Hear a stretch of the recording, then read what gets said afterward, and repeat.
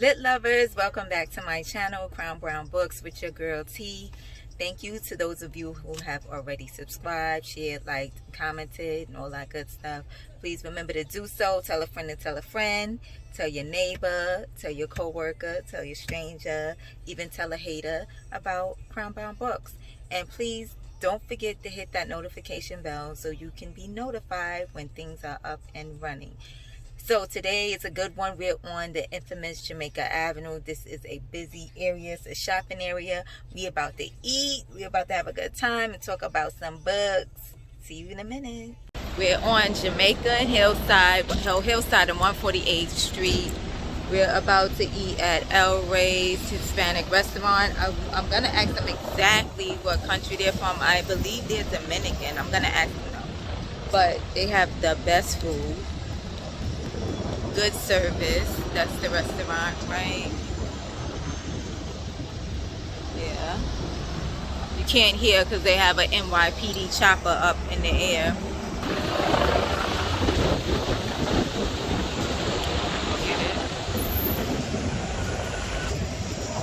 This area is a lot of Hispanics, a lot of Indians, but wherever you go, you're gonna see some Spanish restaurants, some Indian restaurants, good food. You're not gonna have a hard time.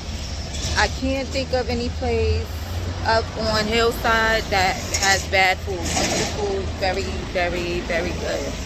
Right across the street, we have Punta Rojo. It's also a restaurant, bar, / bakery. Right there, Punta Rojo. We have the Indian store here, but it's all about here, El Rey's. El Rey's. I have a few people ahead of me, so it might be a while before I could get to order. Like I said, the restaurant is good. Normally, when I come here, I get to eat upstairs, but I think they have it blocked off. Well, they have it blocked off, I'm sure, because of, you know, the pandemic. It's probably limited to the seating, but this is the seating. And this is just the first floor they have.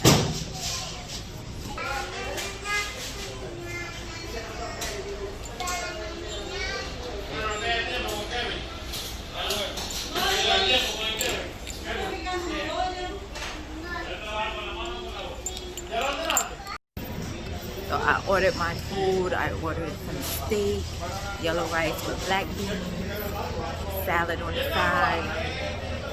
So she said if give her like 10-15 minutes, my food should be ready. I don't know if we're gonna be able to vlog in here because like this is dinner time and rush hour is crazy. The chopper, NYPD chopper, is still going on outside. There's a lot of people in here. Remember, I said it was a couple of people in front of me. Great, I just dropped my keys. So, I don't know. I'm going to try. But it might be difficult to hear because of the traffic and the employees. Like I said, it's a good spot. El Rey's is the name of the restaurant. Hillside 148, right off Jamaica Avenue. So it's about 5:40 to be exact. I got here like 5:20, 5:15. So yeah, it's rush hour. Everybody is getting off of work. And again, this is Jamaica Avenue. So there's a subway right outside the door. The courts are here. There's a few schools around here. There's a precinct over here. So it's always busy. We have we have three courthouses literally in walking distance. So of course it's busy. It's a lot of people in here. Like I said, I've seen the people, but the service is good. They speak to you. You know, I like eating from places where people are courteous and not just because you're spending your money, but they're literally courteous, just being kind and asking you what you would like in a kind manner, not, oh, what you want to order. You know, it's not like that at all. So very comfortable setting. Just waiting for my food because I'm hungry. I'm so upset. Like, readers, I'm upset. I was all ready. I was like, I left work on time, like literally on time, which is hardly ever. Like I never leave work on time. Went home, showered, got dressed. I was like, yes, I'm going to vlog. I'm going to eat dinner. I'm going to close out Hispanic Heritage Month with a good Hispanic meal. I'm going to go on Jamaica Avenue up on Hillside where all the Hispanics are, where the good food is, share some books. I was ready to turn. I was just ready to turn and talk. Like, turn these pages, open up the books for y'all, talk and eat, share some Queens love with y'all. But like I said, it was so many people in there. It's rush hour. Let me see what time it is. I don't even think it's 6 o'clock yet. But it's crazy, even if it's 6 o'clock, and as I'm sitting in the restaurant waiting for my food, you can feel the rumble from the subway as the trains go in and out the station. I love that feeling. I don't know why. I just always love it. But like I said, you see the massive buses going back and forth, back and forth. That's the back of a bus right there. The train station is literally right here. Everything happens over here. Jamaica Avenue is crazy busy. It's a busy shopping area, a busy commercial business area. The court's over there. I'll try to get some footage, but y'all know this is lit York City. And it goes down. People cray out here. And if I'm driving slow, trying to get some footage just for y'all to see, it might get real. It might get crazy. And I don't need none of that. It's Thursday, October 15th, the last day of Hispanic Heritage Month. And it's beautiful. We've been having some good weather. I really can't lie. Like, the weather has been very good. Today, the weather was, 74, 75 degrees. So, good weather, good vibe, good energy. So, I don't need nobody blowing their horn, waving their hand, because I'm busy getting footage for y'all to see how busy. And you hear the ambulance, just the sirens are going. Y'all notice the city. It's Queens. And like I said, the NYPD chopper was just sitting in the sky. All that noise. What was this? The fire department? Yeah, the fire department. Welcome to Queens. So what I am going to do, I'm going to take my food home, lay it out, and then we'll talk. We're going to turn and talk. I got some good books to share, so please sit back, relax, and enjoy. So right here is our Supreme Court. Don't forget, Supreme Court is going to be useful for the video, for the information I'm giving out as we turn. So this right here is Queens Civil Court. I gotta hurry up because you know it's illegal to video or photograph a courthouse. So that's Queens Civil Court. Again, this is Jamaica Avenue. We're on Sufton and 90th Ave.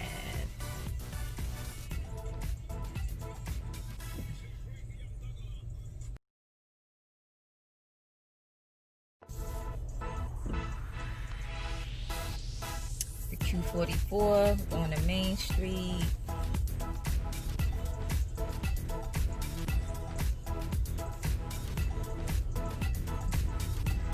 We're about to pull up in front of a fleet of buses. Like I said, it's rush hour.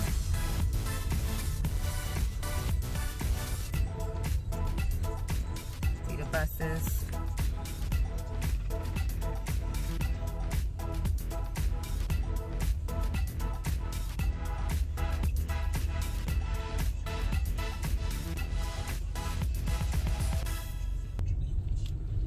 These spots here, they have outdoor dining. These are also Hispanic restaurants. As you can see, that's a little deli, bodega as they would call it. This is Sufton and Archer and 97th Avenue. Very good spots. The Sangria spot here on the corner. Very good spot as well. This is South Road. I want you to see the graffiti. Remember, we have a ran down building.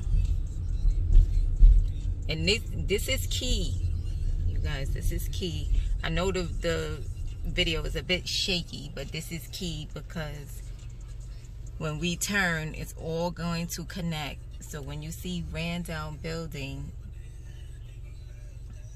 and you saw the graffiti a second ago, it's all going to connect, trust me.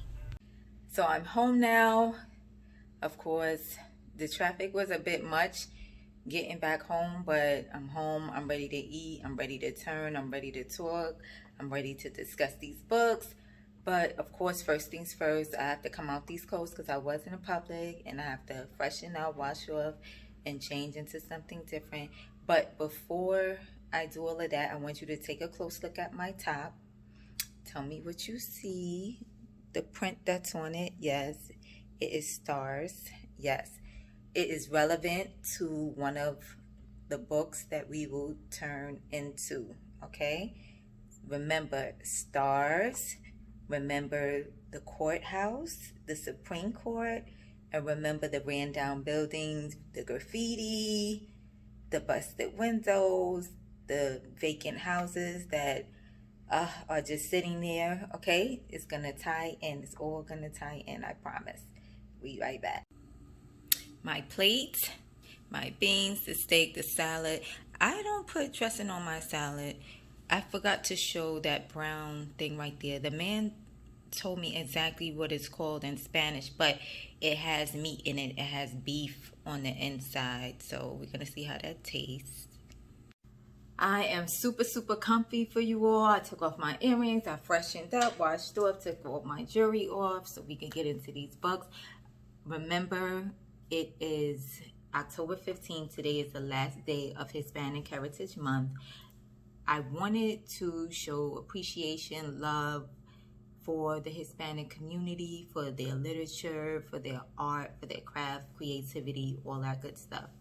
That's why I decided, oh, let me go out, have dinner.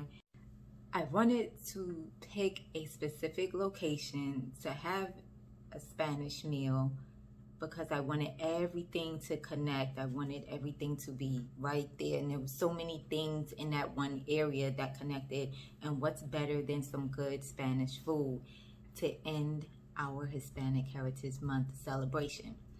First book up, I want to discuss this book. It was so real to me. It was enlightening. Let's taste this food real quick. Just a little bite to see. I already know how it tastes, but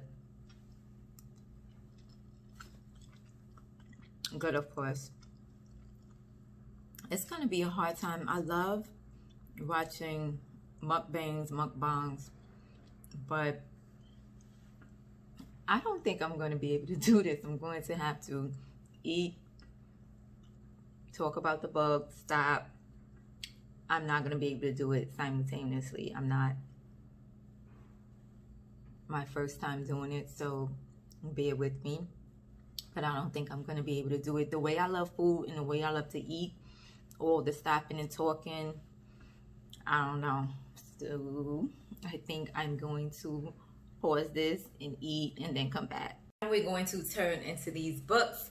I'm going to discuss my top 3 favorite books that I read from September 15th to October 15th, which is today, to celebrate and to acknowledge Hispanic Heritage Month. So all of the books are written by Hispanic authors. We appreciate you, we love your craft, we love the work and everything that you have contributed to literacy. And first up we have Last Stop on Market Street by Matt De La Pena. This book is adorable. Look at the colors, my favorite color. The cover is orange, the background color. And our main character, CJ, this is him here, and his Nana, he's holding her hand. The book starts out with CJ and Nana leaving church on a rainy Sunday afternoon. As soon as they leave church, they head to the bus stop. Remember, it's raining. CJ asks Nana, why do we have to stand at this wet bus stop and wait for the bus? CJ's best friend rolls by, and his best friend Kobe is in the car with his dad.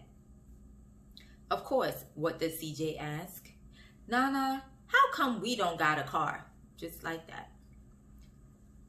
Nana says, what do you mean? What do we need a car for when we have the bus? When we have our favorite bus driver who plays tricks with you, he smiles and laughs with you. What do we need a car for, CJ? But CJ doesn't stop there. During the ride on the bus, CJ is looking out the window. What does he notice? He noticed some boys hopping on and off the sidewalk with their scooters. They're having fun. They're enjoying themselves. He's wishing he could be in their shoes. He wants to enjoy himself. He wants to be a kid. He doesn't want to be on the bus with his Nana on a rainy Sunday afternoon. Next, CJ sees a group of guys walk on the bus with what we see every day now, some earbuds. So he says, wow, Nana, that would be so cool. I wish I had a pair of those. Nana looks at him. What do you mean? You have it live right here in front of you. And what she meant by that was there was a live guitar player. There was a man on a bus playing his guitar, and of course it was live. Here in New York City, we see it every day. The subway, on the streets, sometimes even in front of supermarkets, people are singing, they're dancing, they're playing instruments, and they have their little bags, a hat, maybe a small box, a cup, where you could drop some tips in. But here on the bus, the guy is simply enjoying the ride, playing his guitar. There's an older lady sitting next to Nana, and she's humming to the music. So Nana says, listen, it's all right here in front of you. You don't need these. You have it live. You can sing, you can dance. So CJ takes off in his mind. He's being free, he's dancing, he's singing to the music. And he's wondering, wow, this is what it's like to dance, to feel free, to feel open. As the bus ride continues, CJ is in deep thought. He's wondering, wow, this is freedom. Another man enters the bus, steps on the bus. The man is with his guide dog. Yes, the man is blind. CJ asks, why can't this man see? Why does he have this spotted dog? Nana simply explains to him, sometimes people see they see the world with their ears, CJ. They don't need their eyes. They move around just fine. They go from this place and that place without a problem. All of the beauty he gets to see with his ears. CJ is questioning Nana over and over and over again. And for every question, Nana has an accurate response. CJ is wondering, why do we always have to go to church on Sunday and then take this bus ride? Nana simply tells him, you know what? Your friends who go straight home after church, they don't get to experience what you and I experience. They don't get to meet the same people that we meet. CJ thinks, but he's not quite understanding. Soon, their stop comes. The bus driver calls, last stop on Market Street. Remember the title. CJ and Nana exit the bus and they begin to walk down Market Street. As they're walking, CJ is noticing everything. CJ notices the big, tall, ran-down buildings, the broken-down windows. He notices the graffiti on the wall, the trash that's on the ground. I mean, we all can relate even if we don't live in a neighborhood that looks like this, we've seen it, we've heard about it. This is CJ's every Sunday walk with his Nana. And he's saying, Nana, why is this place so dirty? It's filthy. The windows are broken out. There's writing on the wall. Doors are boarded up. The buildings are ran down. There's garbage on the street. What is this about, Nana? You know what Nana tells him? There's beauty in this, CJ. Look above the building. There's a rainbow. There's beauty in the rainbow. There's beauty in everything. Look beyond the surface is basically what she's trying to teach her grandson. She's telling him everything that you think is a negative, everything that you think you may need, everything that you think you may want. It's not so. After Nana continues to explain to him the beauty in different things, he starts to notice. He says, wow, Nana, yes, I see the rainbow. Wow, there's a street lamp that still lights up very bright. There's stray cats that's walking around without a problem. He notices faces in the windows of stores as he's walking by. And he questions himself.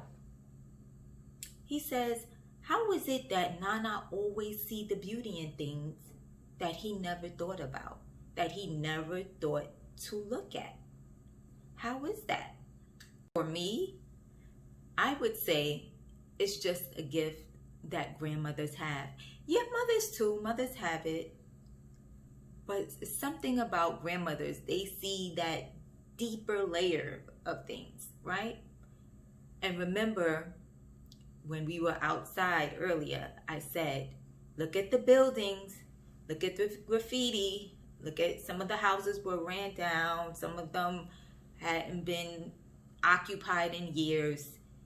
We were on South Road, and South Road, Queens, is not a road that you would want to be on. However, there's so many beautiful people that live within that community, beautiful businesses, lovely restaurants. They may not look like it, but the food is great, right?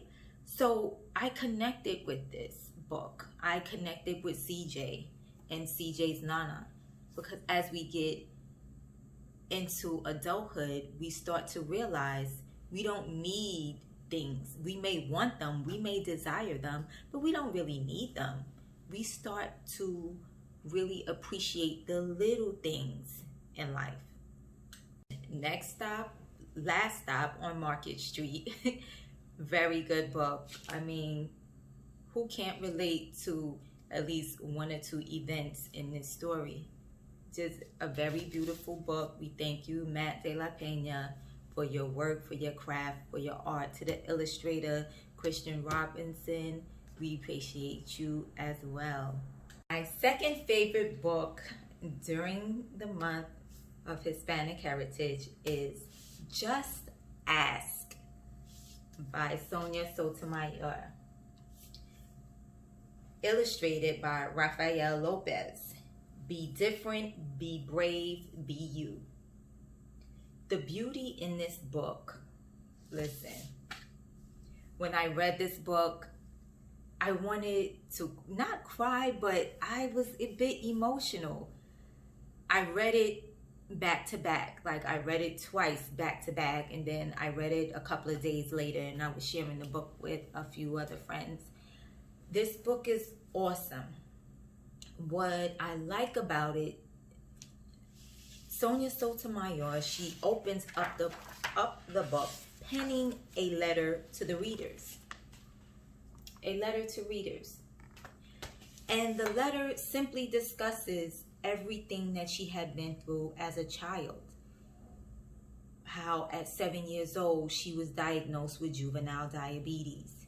During that time, she was going through. She felt different. She didn't feel right. She saw how people stared at her as she would give herself her injections. She knew that her teachers and friends would often think deep. They would stare this long stare, but they would never ask her or her mom what she was doing. And she felt so weird that sometimes she felt she was doing something wrong. She felt like she needed to isolate herself. However, she goes on to explain to the readers in this letter that being different is what makes us stronger. Having differences among your community, among your friends, among your classmates, it's what basically makes us us, and it makes us stronger. And you'll see why.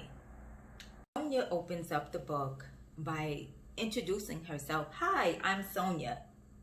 My friends and I are planting. We are doing these wonderful things. She goes on to say how she's different from her friends. She has things that she has to do that other kids may not have to do. And remember, what could that be? Yes, injecting herself daily to check her insulin levels. So she asks, you know what is it that makes you different? She says, kids are different too. It's not just adults. Some are shy, some are loud, some are quiet. Some are sickly, some aren't. Some are playful, some are very laid back. And she says, you know what? Don't stare, don't think. The advice she gives is that just ask. That's all you have to do. Just ask. She goes on to say, not everyone is comfortable answering questions about themselves. But she says she doesn't mind. She doesn't mind sharing her stories. She doesn't mind explaining to people exactly what being a juvenile diabetic is. She has no issues with it. She says it's sharing who she is, and it's sharing her strength. And then she asks, do you ever need medicine to be healthy? And you know what? There's a friend that she has. And yes, he does. He also needs medicine to be healthy. His name is Raphael. And Raphael talks about how he has asthma. And sometimes when he's running and he's being very active, he has to stop, get his pump, take a break, and just slow down before he can return to playing.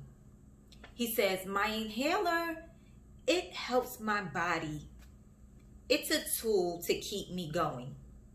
Raphael then asks, do you have a tool that you use to help your body?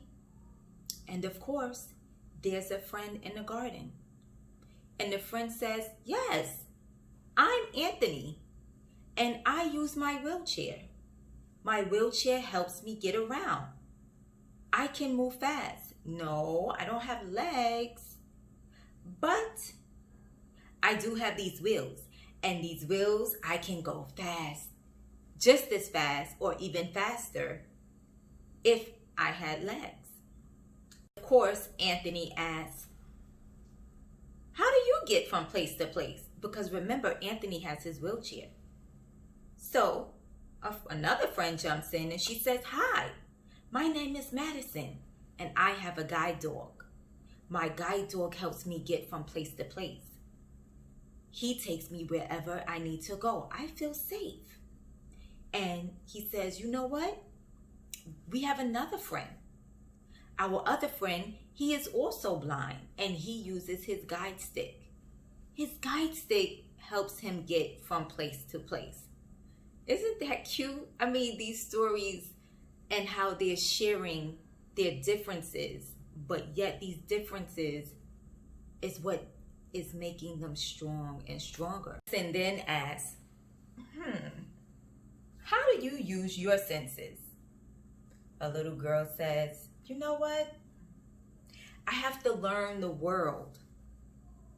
And I have to learn the world differently because I cannot hear, but I can see. She explains she's deaf, So she uses her face and she uses her hands to sign. She uses these things to communicate. This is how she understands. And this is how people get to understand her. I mean, I can go on and on and on, but I want you to get this book. You have to get this book. As the book continues, there are different young children who talk about their differences, their disabilities. There's a child that's dyslexic. There's a child that has ADHD. There's a child that uses her voice. There's a child that is very shy. There's a child that is autistic, that they learn differently. And there's one that is a neat freak. They have to just rearrange things over and over and over and count over and over and over. And there's another child who also has autism, who's very laid back, doesn't like to talk, doesn't really move around. So there's so many different babies and little ones in this book that shares their differences. And as one introduces him or herself and explain what their difference is, they close out by asking, how do you do this? Or what's helpful to you when you do this? Or what helps you learn? How do you get around? This book is everything beautiful, and it's everything inspiring, and it's showing us that yes, we are different. Yes, some of us use our voice to speak. Some of us use our hands to speak. Some of us, we walk independently, and some of us have tools to help us walk. However, we are all strong, and we are all unique in our own way. And as the book closes, it's asking, Sonia comes back and she's talking about her friends. And the friends are they're all in a garden. And she's saying how her family, they help her. So she says, you know what? I want to know, what will you do with your powers? What are your strengths? What's so unique about you? And what do you do with that strength? How do you share your strength? How do you share your creativity? This book is it's beautiful. The pictures are beautiful. The words are beautiful. And it's so inspiring. And I love the fact that she penned that letter. Just beautiful. And I can read this book and reread it like I have, and reread it again. Very different from the other Sonia Sotomayor book that I talked about in another video. But this book is definitely something that you can have in your class, you can have in your house, your center, wherever. And even for adults, we can relate. Because of course these babies, they have to grow up to become adults, right? And we see different adults that we work with that are very different, that we live in a community with that are very different. But we are one. We all bleed the same. We all have feelings. So get this book, very cute, very needed, and very inspiring. Last, but certainly not least, as I always say, I think I'm always saving the best for last. Stella Diaz Has Something to Say. Written by Angela Dominguez. This book is so cute. I unboxed this book at my unboxing, the first unboxing at the beach. This book, I had no background knowledge about this book. Let me begin there. I purchased the book because, of course, for Hispanic Heritage Month, and I loved the color. I loved the little girl on the front. I loved the little fish and the sea creatures that is also on there. The cover of the book, just gonna leave it plain. The cover of the book caught my eye, caught my attention. It had me. So I said, you know what? Let me choose this book. I Googled the author, Hispanic author. I needed it. I loved the cover. just gonna order it. Simple. Stella Diaz has something to say. Where do I begin? So many things to love about this book, and I'm being as honest as I can. Just everything to love. Number one, the book has words in Spanish, so I'm interpreting some Spanish words as I'm reading. The book talks about a lot of food, which I love. I love to eat. The book has pictures. It is a chapter book with a number of pictures in it. Okay, that's a picture. I'm just going to flip. Like every few pages has pictures on them. So I thought that was cute because, as we know, even though these are mainly children's books and preteen books, usually you really don't get as many pictures. If you do get pictures, very few. However, one great thing about that book. So let's talk about Stella Diaz. Stella is a girl born in Mexico City, moved to Chicago, young, 8 years old. She has an older brother. They're very close, very tight. The mom, single mom, hardworking. Her parents divorced when she was little. She's at a school, and she's Hispanic, of course. She takes ESL classes that are supposed to help her with her English, to be a better speaker, and to also be able to understand the English language while she's in her class. Great. As time is moving along in school, there's times where she struggles. She's often quiet. She has all of these beautiful thoughts and words that she wants to share, but she tends to clam up.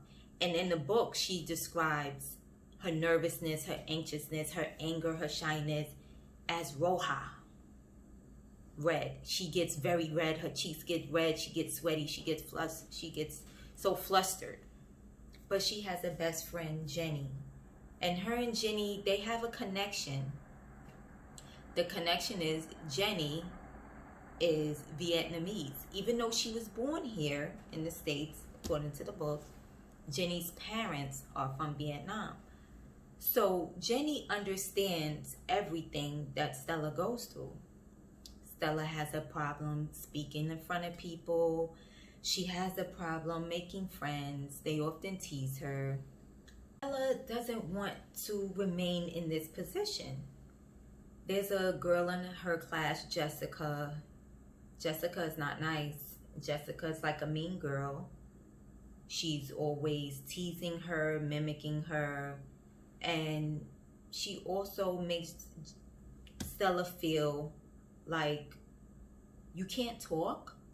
All you do is stare. You get stuck on your words, or why do you sound like that? And Stella goes through these phases where she wishes she was back in Mexico City, where she was born. She feels, you know what? If I was back in Mexico City, I wouldn't be going through this. I would be comfortable. I would be around people who speak like me, who look like me. They would understand me. But the strange thing is that her Spanish was a little broken because she came to the States when she was very young. So her Spanish is not as strong as her brother's and her mom's Spanish is, but it's strong enough to make her feel very isolated and that this is not her home.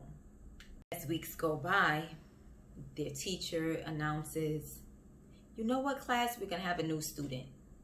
Stella gets excited. She's thinking about this new student. She hopes that the new student is Hispanic like her so they can speak Spanish. She hopes that the new student is friendly and kind. She hopes the new student gets to sit next to her. She wants to be friends with this new student. She doesn't know anything about who this new student is going to be, but in her head, she's contemplating over and over how she's going to try to speak, how she's going to try to make friends. She's so nervous. She's nervous about, will it work out? Will it not work out? Will she like me? Will she not? Is she into things that I'm into? Stella's thing is fish. She loves, loves, loves fish. And not the fish to eat. She has a pet fish that she talks to all the time. She talks to the pet fish as if he is understanding and as if he can speak back to her. The day comes for the new student to arrive. The new student is here.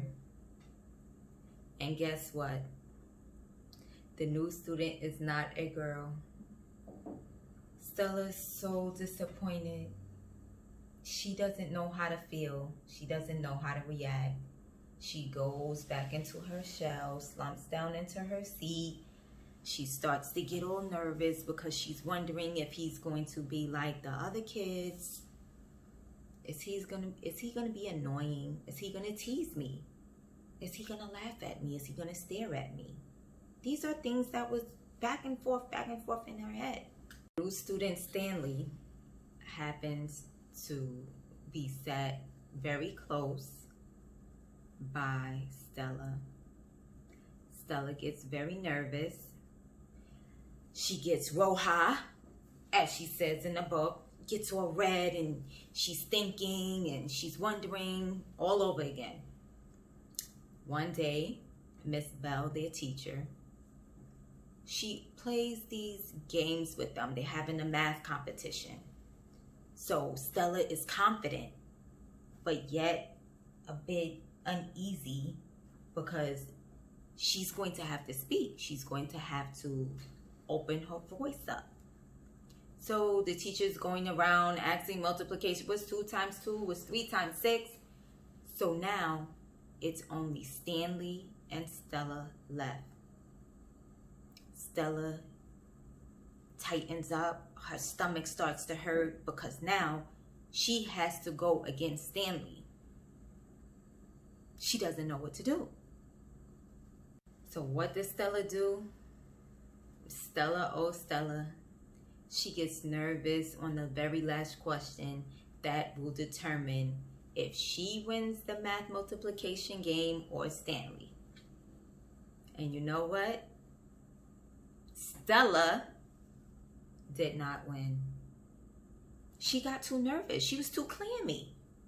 Stanley answered the correct answer, so he won the game.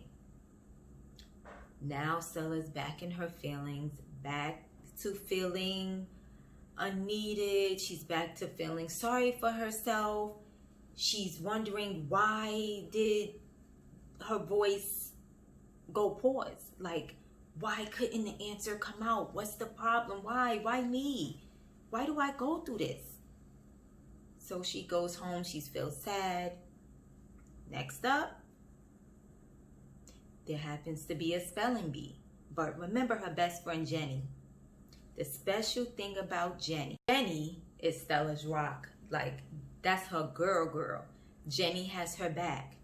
Jenny is rooting for her. Jenny says, you know what, Stella, you got this. You're a great speller. You can do this. Just breathe, relax, take it easy. But you got this. And of course, the day comes, the spelling bee is here, and the children are on the stage, and one by one, and she's feeling good, she's feeling confident. She sees some of her classmates getting dismissed because they spelled the word wrong, of course. And then she's there, she's on, and she gets right where she wants to be. She got rewarded because she advanced to the next phase of the spelling bee. So now, again, we're back at Stanley. They're in gym. They have to play kickball, dodgeball.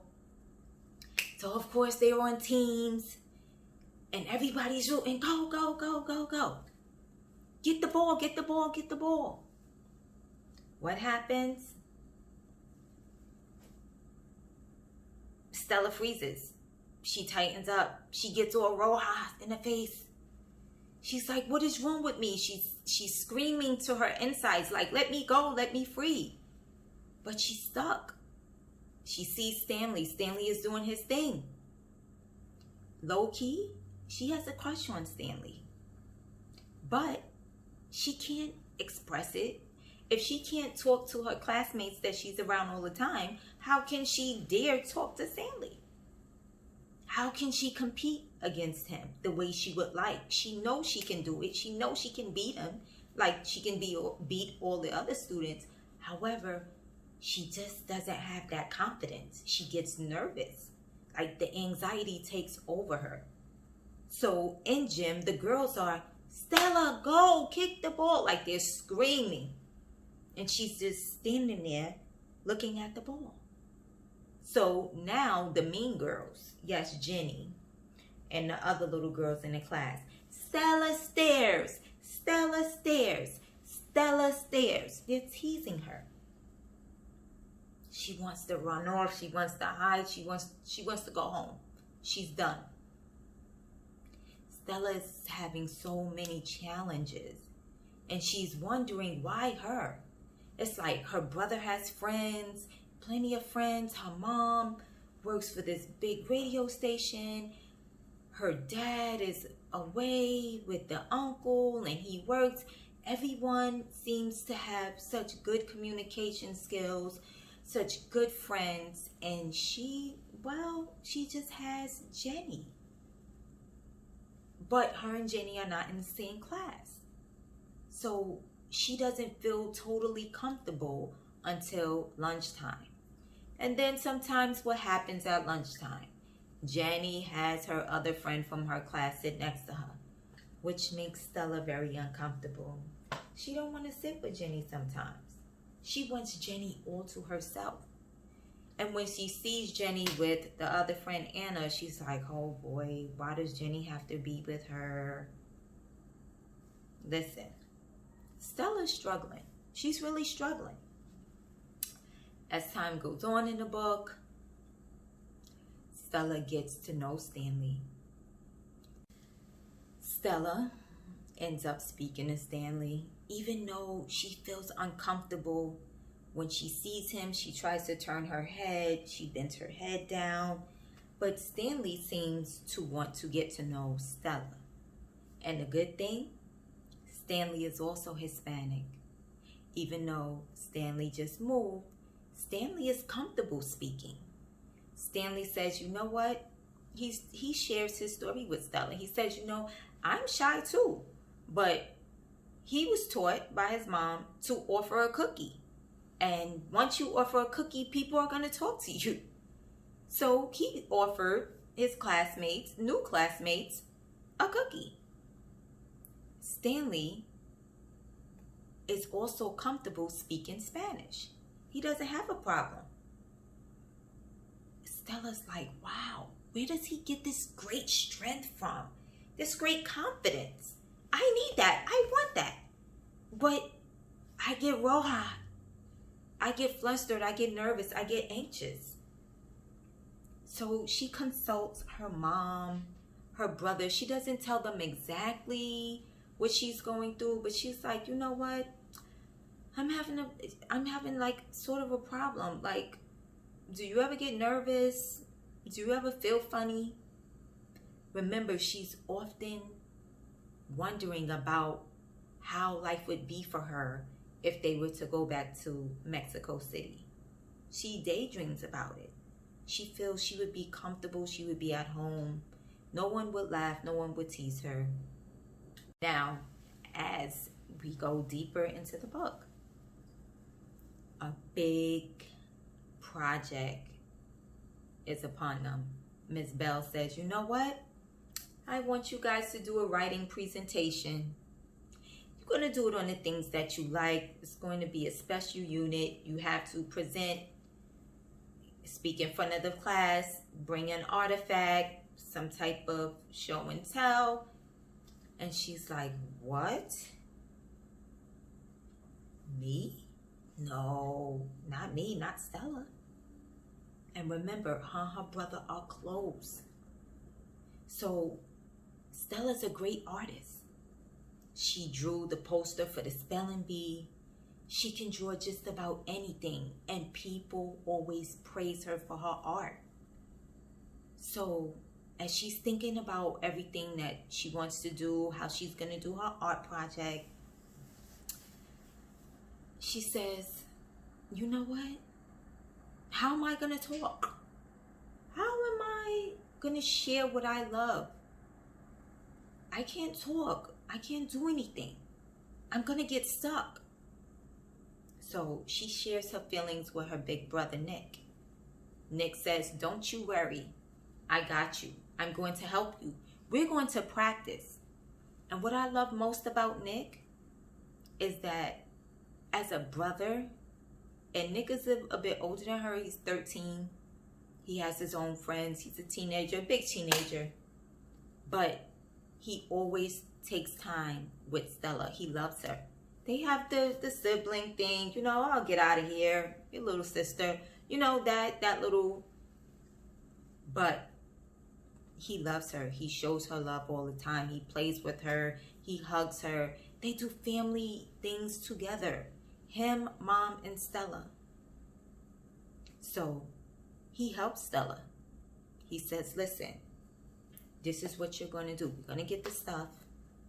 Start working on your project. Think about what you're going to say. And they practice and they practice and they practice. As the days go by, she's still nervous.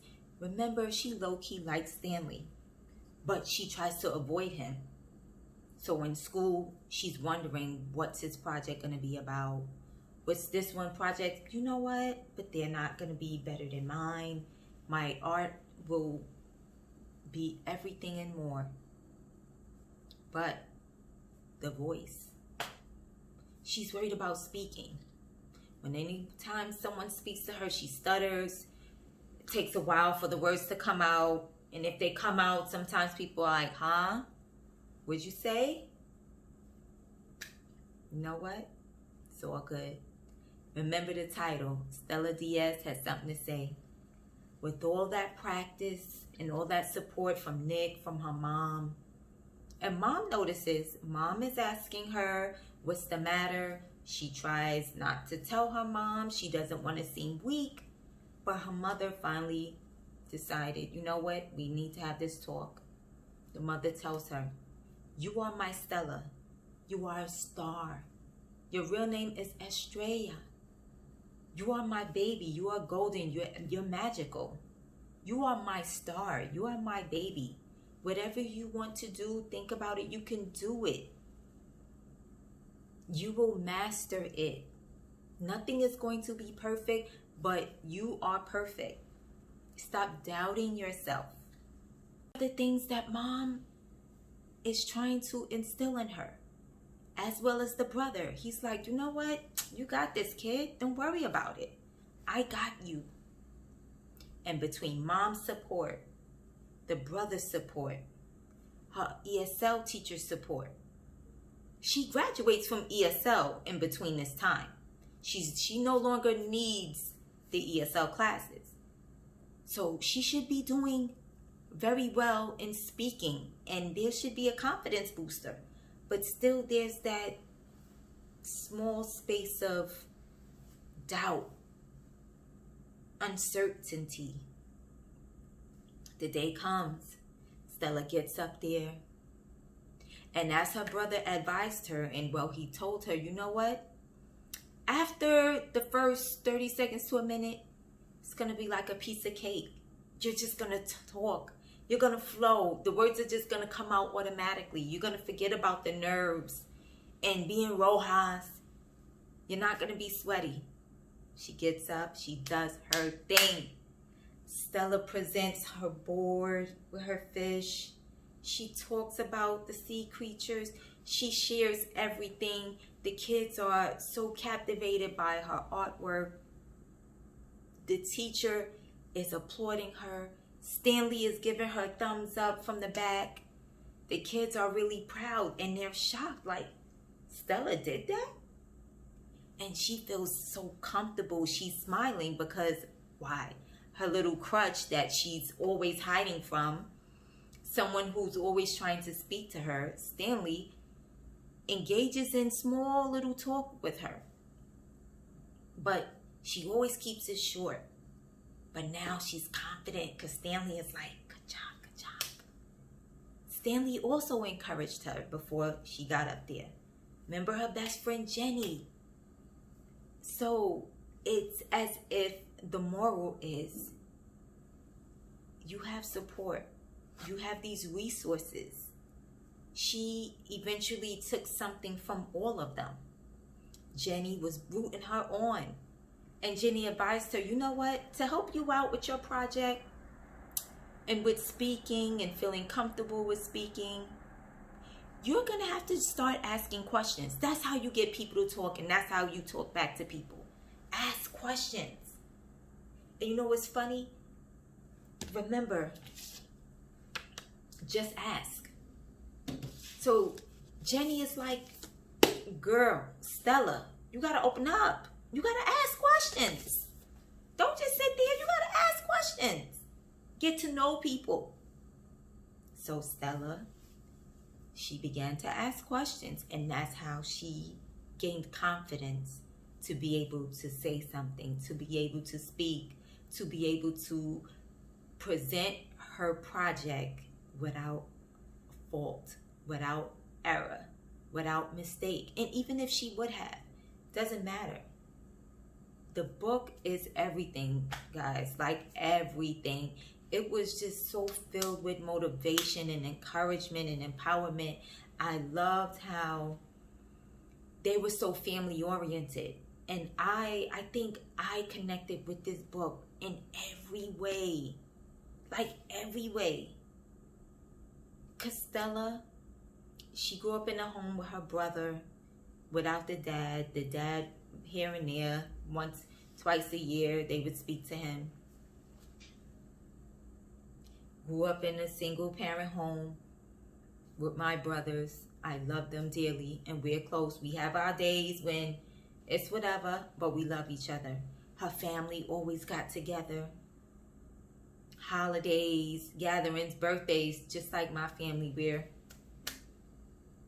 we get on each other's nerves, but we love each other, right?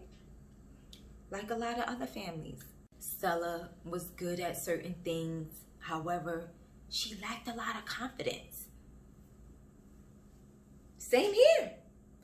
I'm often doubting myself, even with starting this channel. I wanted to start a year ago. Now I put it off. And even now, after starting it, some days I'm like, I'm not gonna make no more videos. I'm over it. I'm just gonna share when I run into people, with my colleagues. I'm not gonna do no more videos. But I'm here on like my 6th video. Stella, she loved to eat. She loved being with her friends. That's me. She was shy around Stanley. Someone she was crushing on, that would be me. I'm shy. Even though I'm very talkative, it's some things I can fall back on and, you know, just chill in the cut, play it cool. But in the end, it all came together for Stella. She was able to complete her presentation. Her and Stanley became best friends.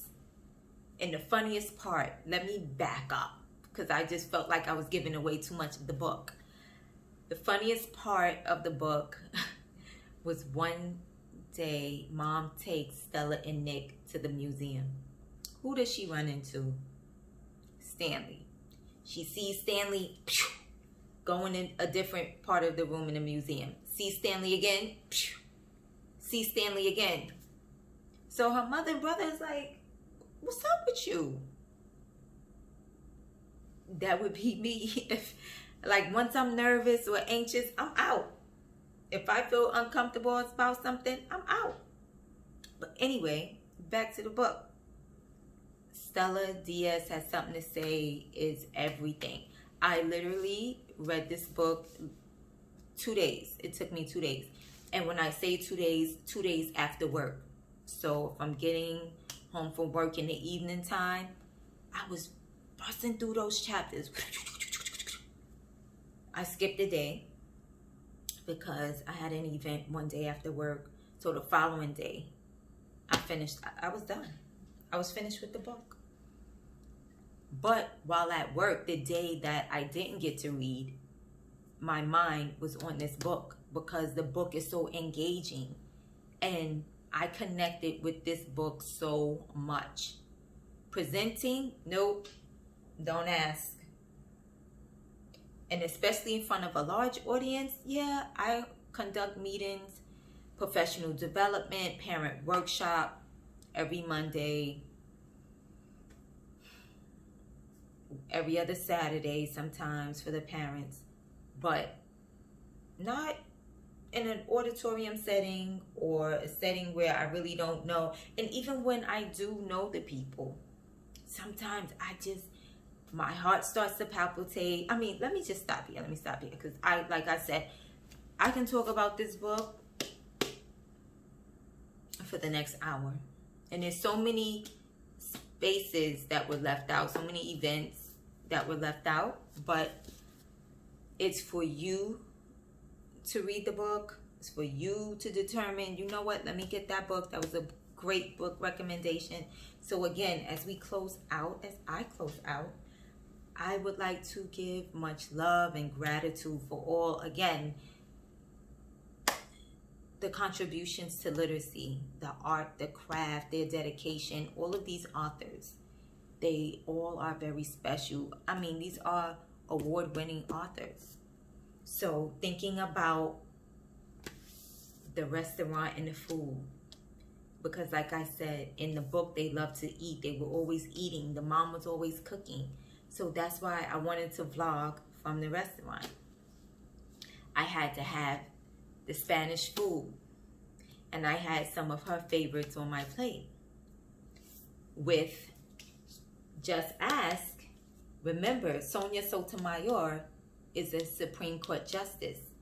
We drove past the Supreme Court, the Queen's Supreme Court, the ran down buildings, last stop on Market Street, South Road. Each book, all of the books, I was able to connect with. And I appreciate stories like that because I place myself in the character's shoes. I place myself and Just Ask. There are certain things that I do differently from others. Some may find it weird. I always have to be bundled up because I'm always cold. I'm anemic. Some people always ask, why do you have all those clothes on? Why do you have a scarf on? I'm always cold. No matter how much iron I take, is usually not enough for whatever reason. But anyway, remember, I kept telling you guys, it's going to connect back. It's going to connect back. So now I made the connection. Text to world connections. Text to self connections. Text to text connections. I hope you enjoyed as much as I have enjoyed. Please drop down in the comments which books interest you. What is your favorite dish or book by a Hispanic person? What's your favorite Hispanic dish or maybe dessert? And what, if any, if you're from a Hispanic country or maybe someone you know, what do you know about Hispanic heritage? Today is the last day, but we celebrate all the time. So I want, again, thank you, and thank you. Please subscribe, share, comment, like, hit the notification bell, tell a friend to tell a friend, tell your neighbor, tell your stranger, tell a co-worker, even tell a hater. Everything's lit over here at Crown Bound Books. So until the next video, enjoy, be safe.